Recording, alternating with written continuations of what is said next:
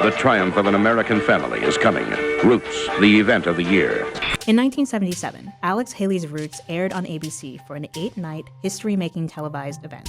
Nearly 40 years later, Kunta Kinte is returning to television on the History Channel with an all-star cast in tow.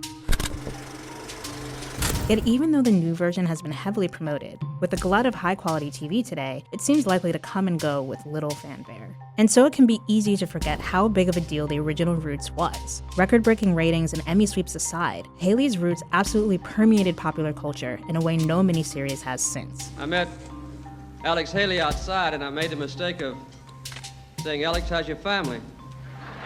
And a huge response reflected just how complicated America's grappling with the history of slavery and race was at the time, and how complicated it remains today. After Roots first aired, there's a clear divide between the way shows with predominantly black casts responded when compared to white ones.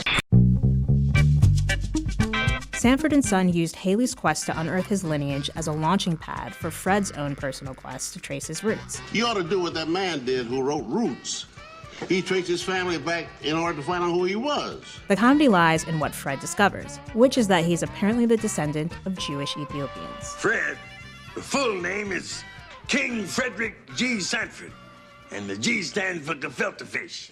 Likewise, on an episode of the diversely cast show Barney Miller, Detective Harris describes to Barney a similar feeling of lineal connection, but isn't initially forthcoming about what led him to want to do so in the first place. This is it? Now, whatever gave you the idea to do a thing like that? No, I don't know. I mean, I just got this urge, to find out about my past. To go back to my roots. You saw it too. Some of it. Producers of the miniseries were initially worried that they would be alienating their majority audience with a black show, but this scene shows how inescapable it became. You descended from tribal rulers?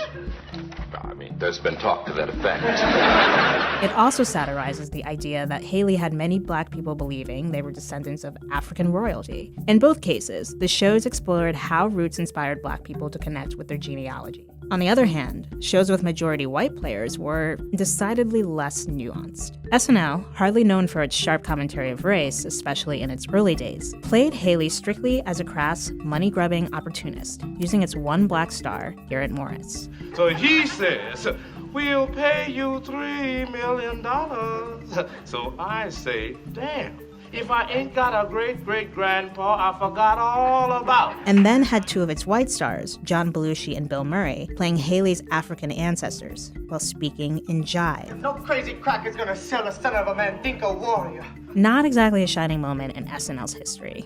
The long-running British sketch show, The Goodies, was even worse. The show's 3 stars throw around dubious gags about the South, and spend the last 15 minutes or so of the episode in blackface, in what one can only assume was a bizarre attempt at being subversive. So what are you now? I is one aggravated minstrel. All it really does is offer a racist mockery of the idea that television would even seek to appeal to anyone who is not white. Roots would also find its way more fleetingly into on-screen dialogue, particularly as the go-to way for a non-black character to superficially connect to a black one. You know Roots was my favorite TV show? Oh, yeah, Roots, yeah, but the slavery filled me with shame. Didn't you see Roots? I loved Roots. Ben Vereen's a terrific dancer. You better believe it. Over time, our relationship with Roots changed. Yes, the original series remains a way for white people to assert their racially tinged cluelessness. You know what character I love is that Kunta Kinte. Kunta Kinte. I don't speak it, but I enjoy the work. Sometimes I watch Roots to remind myself how good I have it. Me too. But it's also been more widely satirized by black people in contemporary pop culture. Most references today have now whittled Roots down to a single character. Hey, it's Kunta Kinte! Kunta Kinte himself? Slavery days are over. My name ain't Kunta Kinte. Out of the way, Kunta Kinte. Who do you think you is, Kunta Kinte? You lucky I ain't gonna do you like Kunta Kinte and chop off your foot. You should have seen the year I was Kunta Kinte's foot. Where you supposed to be? Mrs. Kunta Kinte? King Kunta, everybody wanna cut the legs off him. Kunta, black man taking no losses. Oh, yeah. Kunta's endurance could be a testament to Haley's storytelling and myth-making prowess. The author spent over a decade touring and lecturing about his ancestry before Roots was even finished. Or perhaps to LeVar Burton's affecting performance in the role. It's probably a bit of both. Still, you'll notice that in this transformation, Kunta, and by extension, Roots, has become, in a way, American pop culture's default mode for all things related to slavery in Africa.